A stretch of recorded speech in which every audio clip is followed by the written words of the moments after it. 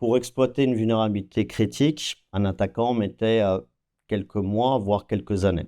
Aujourd'hui, on a des cas d'exploitation de vulnérabilité critique en 30-40 secondes.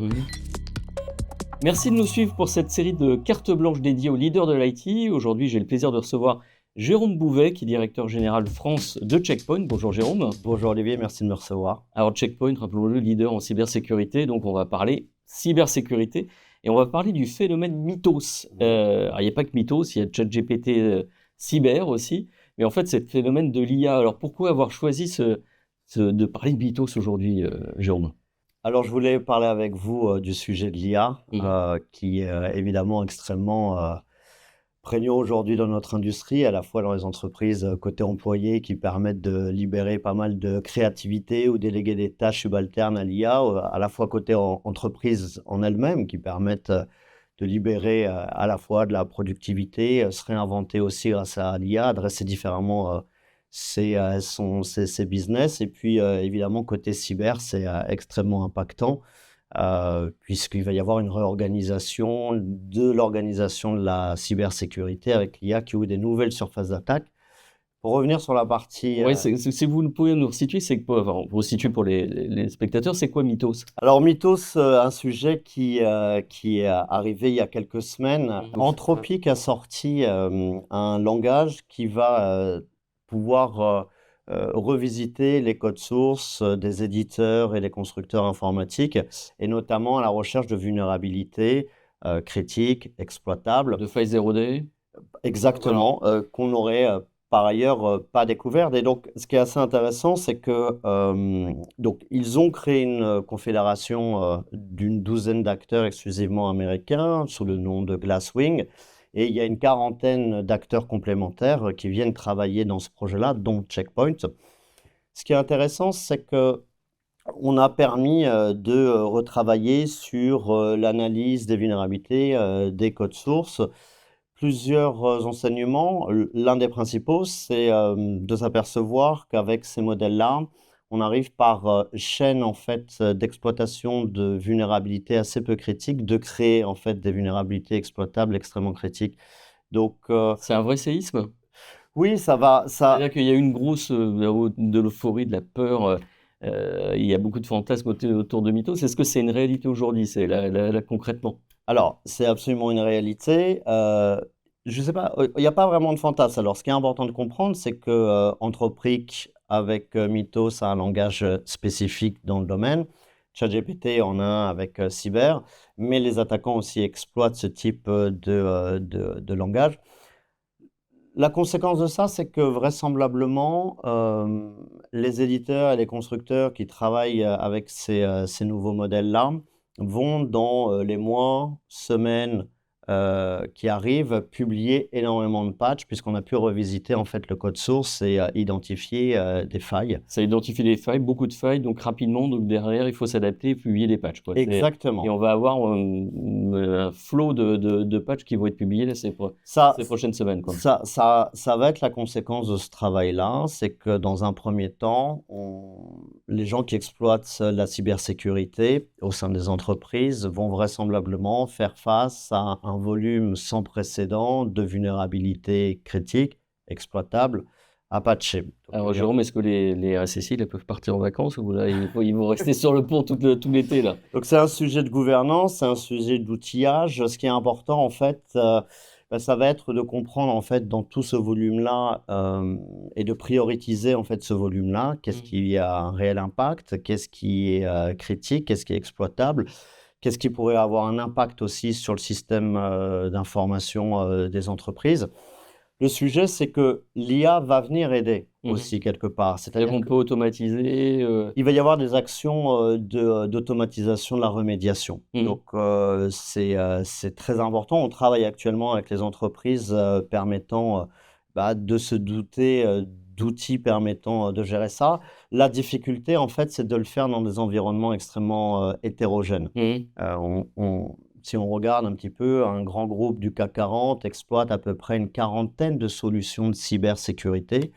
La difficulté, ça va être de devoir gérer l'ensemble de ces équipements, de ces logiciels, au travers d'un outillage unique permettant de gérer l'automatisation de cette remédiation sans impacter le système Alors, il y a de plus en plus une hybridation des réseaux, des infras, mais aussi millefeuille applicatif en Absolument. cybersécurité, mais pas que, hein. De toute façon, il faut gérer ce millefeuille. Et est-ce que, du coup, là, on va vers de plus en plus d'automatisation, c'est un peu l'IA contre l'IA. Est-ce que, justement, en allant plus d'automatisation, on ne va pas un risque de drift ou de dire, bah voilà, c'est une erreur, et s'il y a de la remédiation automatique, bah, on peut commettre une erreur. Comment on récupère son erreur? C'est-à-dire, est-ce qu'il est encore possible de corriger, les cycles s'accélèrent, on va de plus en plus vers de l'automatisation? Alors l'automatisation, c'est important de remettre dans le contexte aussi le fait que les attaquants, quelque part, jouent plus vite aujourd'hui que la défense. Mhm. On regarde, il y a encore 3-4 ans, pour exploiter une vulnérabilité critique, un attaquant mettait quelques mois, voire quelques années. Ouais. Euh, Et aujourd'hui? Aujourd'hui, on a des cas d'exploitation de vulnérabilité critique en 30-40 secondes. Et plus couramment en l'ordre de minutes ou de jours. Donc les attaquants vont très vite, ils attaquent à la vitesse de la machine. Et en entreprise, pour gérer ces vulnérabilités, généralement, il faut entre 1 à 7 jours. Donc vous comprenez ici qu'il y a un gap énorme entre les attaquants et la défense. C'est là où l'automatisation est importante, c'est là où l'IA est importante, mais le sujet des agents devient absolument critique, c'est-à-dire que des agents ont pour concept et grand principe de pouvoir gérer des actions de façon autonome. Donc on est en train de voir les entreprises qui s'équipent d'agents IA qui simulent des attaques, donc des équipes de raid teaming complètement gérées par des agents autonomes, et qui gèrent aussi la défense de façon autonome, donc les équipes de blue teaming. Et on est en train de voir des concepts où on mélange en fait ces agents autonomes qui font de l'attaque et de la défense dans des équipes de purple teaming. De purple teaming, voilà. La question que vous posez est effectivement extrêmement centrale. S'ils sont dotés de moyens d'action, d'autonomie, jusqu'où on accepte de leur faire confiance. C'est-à-dire qu'on déporte la responsabilité à des agents, à de l'IA. C'est jusqu'où, Jérôme? Exactement. Donc, il est important de travailler aussi sur la gouvernance de ces agents IA qui vont être autonomes. Et quand je dis la gouvernance, il va être important de pouvoir les doter d'une identité, de pouvoir tracer leurs actions, de pouvoir révoquer leurs droits. Donc ça, c'est extrêmement important. Et il y a tout un débat aujourd'hui de savoir jusqu'où la confiance doit être donnée à ces agents-là. Typiquement, est-ce qu'un agent de cybersécurité doit couper le système financier d'un grand groupe du CAC 40 parce qu'il a détecté une attaque? Mais est-ce qu'il y a encore un rôle de l'humain? Parce que vous dites ça va tellement vite. Quel est le rôle du RSSI? Quels sont les rôles, comment évolue le rôle des équipes cyber aujourd'hui dans ce monde agentique? Les équipes cyber doivent... il y a deux grandes écoles, effectivement. Il y a des équipes de cyber qui estiment qu'on doit, pour jouer aussi vite que l'attaque, déférer ces actions de gestion de la sécurité à des agents autonomes. C'est un des principes qui va permettre d'obtenir des effets d'échelle et d'utiliser l'IA de façon extrêmement productive. Il y a aussi des écoles où on a besoin, où des RSSI estiment que l'humain doit continuer à gouverner un certain nombre d'actions, et notamment, est-ce qu'on réalise une action de remédiation ou non, et donc c'est l'humain qui décide. La problématique, c'est est-ce que l'humain ne devient pas un goulet d'étranglement là-dedans? Donc, c'est des décisions et des conversations qui ont lieu entre les RSSI, qui sont des gestionnaires de risque, et les comités de direction de ces grands groupes. Il n'y a pas de réponse unique, c'est en fonction des configurations d'entreprise, voire même des systèmes, voire même des domaines, quoi. En fait, c'est aussi une hybridation de gouvernance, quoi. Absolument. C'est tout l'enjeu et toute la posture qui est en train de se réaliser en entreprise. Donc l'enjeu pour les RSSI, c'est d'avoir à gérer ce duo entre l'humain et l'IA. Exactement. J'ai coutume de clôturer, de finir un peu ces cartes blanches par une question un peu rituelle, la question miroir. Si vous deviez vous poser vous-même une question, qu'est-ce que vous poseriez comme question, Jérôme? Par rapport à tout ce qu'on vient de se dire, est-ce que l'IA va rendre le monde numérique plus sûr? Alors, est-ce que ça va rendre le monde numérique plus sûr? Alors, je pense que à la fois oui et non. Mhm. Je pense qu'à très court terme, tout ce changement de paradigme, l'arrivée de ces agents autonomes, le fait que les attaquants utilisent des moyens d'action extrêmement sophistiqués et qu'ils utilisent aussi, ils orchestrent aussi des agents IA.